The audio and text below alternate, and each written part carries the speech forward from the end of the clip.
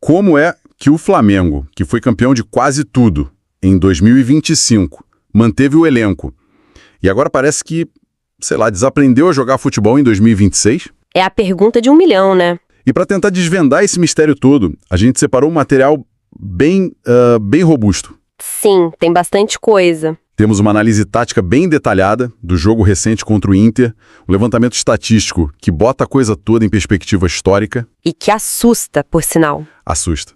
E ainda uma reportagem sobre os desfalques que chegam na pior hora possível e a tabela do campeonato para a gente ter a dimensão do problema. A nossa missão aqui é bem simples, na verdade. É conectar os pontos. Isso. Vamos tentar entender por que essa máquina de vitória simplesmente emperrou. O que os números frios nos dizem sobre essa crise e, claro, os desafios que vêm por aí, que podem definir o ano. O cenário é complicado. Vamos lá, porque a história é complexa. Então vamos começar pelo estopim, né? O jogo que fez a crise transbordar do campo para a arquibancada. O empate em 1-1 com o Inter no Maracanã. Esse jogo foi sintomático. Quem estava lá ou assistiu, sentiu o clima. As vaias no final não foram só pelo resultado, né? Tinha algo mais no ar. Exato. As vaias foram o sintoma, não a doença. A fonte que analisa taticamente essa partida vai direto ao ponto. O técnico, Filipe Luís, ele fez uma alteração grande no time. Para encaixar o Paquetá, certo? A contratação recorde. Exatamente. Ele mudou a estrutura para encaixar o Lucas Paquetá. A ideia, no papel, era ótima. Deixar o time, ainda mais forte, mais criativo. Só que o que a gente viu em campo foi outra coisa. Totalmente diferente. O que se viu foi um time que, perdeu a identidade, aquele entrosamento das temporadas passadas. Sumiu. E o time parecia mais lento também. Muito mais lento e fisicamente a equipe parecia 1 ou 2 degraus abaixo do Inter. O resultado foi um time previsível, sem aquela faísca, sabe? E isso ficou muito nítido. Aquela sensação de um time que tem a bola, mas não sabe o que fazer com ela.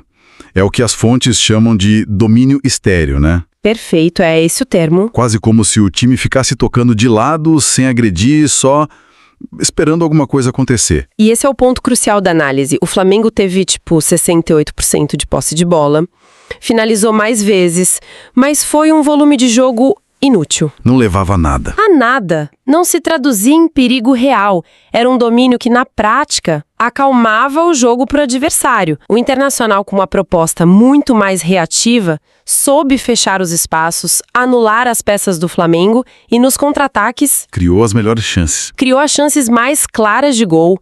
A verdade, segundo a análise, é que o Inter esteve bem mais perto de vencer o jogo. E a defesa, que sempre foi um pilar, parece estar sofrendo com essa bagunça toda? E como? A conta não fecha. A equipe sofreu 7 gols em 5 jogos. Para um time do calibre do Flamengo, é um número alarmante. A defesa está sempre exposta. E o ataque também não ajuda. Não. E um dado que resume bem essa dificuldade ofensiva é que o único gol contra o Inter saiu de pênalti. Com a bola rolando, a dificuldade de criar é gritante. Para mim, o mais forte disso tudo foi a honestidade do próprio Filipe Luís depois do jogo. Sem dúvida.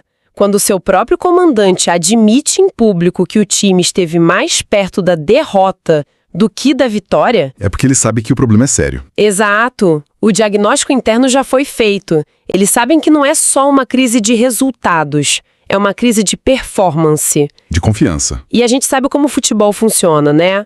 Uma noite ruim, um empate em casa, acontece. Mas o que me preocupa, e as fontes aqui confirmam, é que isso não é mais um acidente.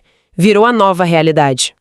E quando a gente olha para os números, o buraco é bem mais embaixo. É aqui que a situação fica, realmente preocupante. Uma coisa é a impressão visual de um jogo. Outra é quando os dados confirmam isso de forma brutal. A fonte Flamengo vive o pior começo de temporada, é um soco no estômago do torcedor. Pode trazer os números, porque eles são chocantes. Vamos lá. Em 8 partidas em 2026, somando os jogos do time principal e do Sub-20, o clube tem uma vitória. Uma.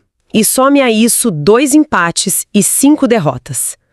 Fazendo a conta, isso dá um aproveitamento de só 21%. 21%. É difícil até de processar um time do tamanho do Flamengo, que entra em campo para vencer, sei lá, 7 de 10 jogos, tá vencendo 2. É uma inversão completa. Como isso se compara com os últimos anos? A comparação é o que dá a dimensão do tombo. Em 2025, o ano do título, o aproveitamento nos mesmos 8 jogos foi de 67%. Ok, já é uma queda enorme. Enorme. Em 2024, foi melhor ainda, 75%.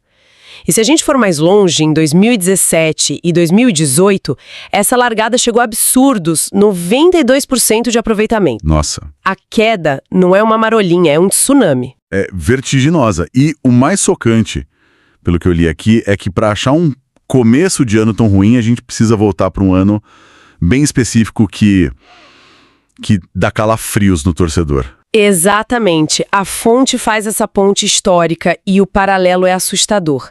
O desempenho de 2026 só não é pior que o de 2002. 24 anos atrás. 24 anos.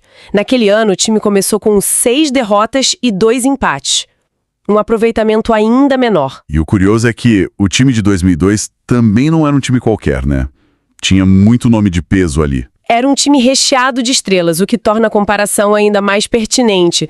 Tinha Petkovic, Juninho Paulista, Júlio César no gol, Juan na zaga. Só craque. Nomes consagrados. E mesmo assim, o time não funcionava. Um detalhe importante daquela temporada de 2002, a primeira vitória do Flamengo só veio na 16ª partida do ano. Meu Deus. Isso coloca o momento atual numa perspectiva que acende todos os alertas possíveis. Não é só uma fase ruim. É um início historicamente péssimo. Ok, então vamos juntar as peças. O time não joga bem, a tática não encaixa, os números são os piores em 24 anos e, como se não bastasse... Sempre pode piorar, né? Para piorar um cenário que já é caótico, o departamento médico tá lotado, bem na hora do jogo mais importante do ano. É a tempestade perfeita. O timing dos desfalques é cruel. A reportagem que a gente tem aqui confirma 3 ausências de peso para o jogo decisivo contra o Sampaio Corrêa. Que virou uma final. Virou uma final antecipada. Jorginho, peça fundamental no meio, tá fora com lesão muscular. Luiz Araújo, a principal válvula de escape pela ponta, ainda sente dores. E o Saúl, o volante espanhol, continua se recuperando de cirurgia. São 3 jogadores importantíssimos. Muito.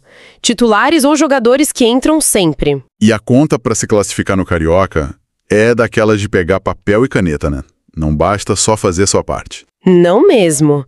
Ainda tem que ficar de olho no radinho, secando os outros. É uma situação quase vexatória para um clube com o orçamento do Flamengo. É o que parece. É exatamente isso. O cenário é complicadíssimo. Primeiro, o Flamengo tem a obrigação de vencer o Sampaio Corrêa. Qualquer outro resultado já era. Certo. Mas a vitória, por si só, pode não ser suficiente. O time precisa torcer para que pelo menos um de 3 adversários diretos ali na briga, Madureira, Boa Vista ou Nova Iguaçu, tropece. Ou seja, não depende mais só deles. Deixou de estar nas mãos do clube. E se essa combinação não acontecer? A fonte menciona um risco que, sinceramente, parece coisa de outro planeta para o Flamengo. Sim, e é a consequência mais drástica e inimaginável. Caso o time não se classifique para as semifinais... O regulamento o empurra para uma disputa de um torneio de consolação, que na prática... É um play-off contra o rebaixamento. Exatamente, um play-off contra o rebaixamento.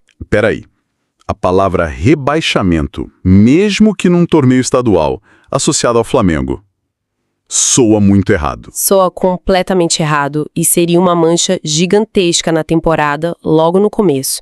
Para um clube com o investimento, a estrutura e a torcida do Flamengo, ter que jogar um quadrangular para não cair no Carioca... Seria uma humilhação. Uma humilhação histórica. É um risco que ninguém, absolutamente ninguém, cogitava há um mês. Com esse cenário todo, Maracanã vaiando, o pior retrospecto em décadas, risco de vexame no estadual, a pressão em cima do técnico, do Felipe Luiz, deve ser gigantesca. A corda já está no pescoço dele. Que a gente entra na parte mais fascinante da crise, que é esse contraste gritante entre o ambiente externo E o que acontece? Dentro do clube. Portas adentro, exatamente. Do lado de fora, a panela de pressão tá no último nível. A insatisfação da torcida é evidente, as vaias, os protestos. Uma das fontes até relata que já tinha grito de cobrança no portão do CT antes mesmo do jogo contra o Inter. A pressão é real. Real e intensa, da torcida e da mídia. Mas internamente, a história é outra, pelo que eu entendi. Completamente diferente. A informação que vem de todas as fontes é a mesma. A diretoria do Flamengo mantém total confiança no trabalho do treinador. Não existe nesse momento qualquer discussão sobre uma possível demissão. Ele está blindado. Ok, então a diretoria aposta no crédito que ele acumulou com os títulos. Mas a gente sabe que no futebol brasileiro, crédito tem prazo de validade curtíssimo, né? Curtíssimo. Essa blindagem segura a pressão de um Maracanã lotado, vaiando por quanto tempo? As fontes dão alguma pista sobre esse limite? Essa é a pergunta de $1 milhão. A sua observação é perfeita. O que sustenta essa confiança toda é o passado recente. A avaliação interna é que os 5 títulos conquistados desde 2024 dão ao Felipe Luiz uma gordura para queimar que poucos técnicos no Brasil teriam. É uma aposta na continuidade, então. É uma aposta na continuidade. Na convicção de que ele é o cara certo para virar o jogo, que isso é uma turbulência passageira num projeto de longo prazo. Uma aposta de altíssimo risco. Altíssimo, porque como você disse, a paciência da torcida é o termômetro. As fontes não definem um limite, mas deixam claro que os próximos resultados são cruciais. Essa blindagem resiste a um mau resultado contra o Sampaio Corrêa e a uma eliminação no Carioca? E tem a Recopa logo aí, né? E se o time fizer um papelão na Recopa Sul-Americana, que é logo ali? A diretoria banca o projeto, mas o futebol vive de resultado. Essa confiança, hoje total, vai ser testada ao extremo nas próximas semanas. Então, resumindo esse quebra-cabeça todo, a gente tem uma equipe campeã que se perdeu taticamente, vive seu pior início de século em números, tá toda remendada por lesões e ainda precisa de uma combinação de resultados. Exato, precisa torcer para os outros para não passar por um vexame histórico no estadual. É uma tempestade perfeita de verdade. É. E se a gente conecta tudo isso ao quadro geral, o ponto central é essa tensão entre um passado glorioso, muito recente, e um presente cheio de problemas. O clube está fazendo uma aposta clara. Que é? A de que a fundação do trabalho do Felipe Luiz é sólido bastante para aguentar esse terremoto.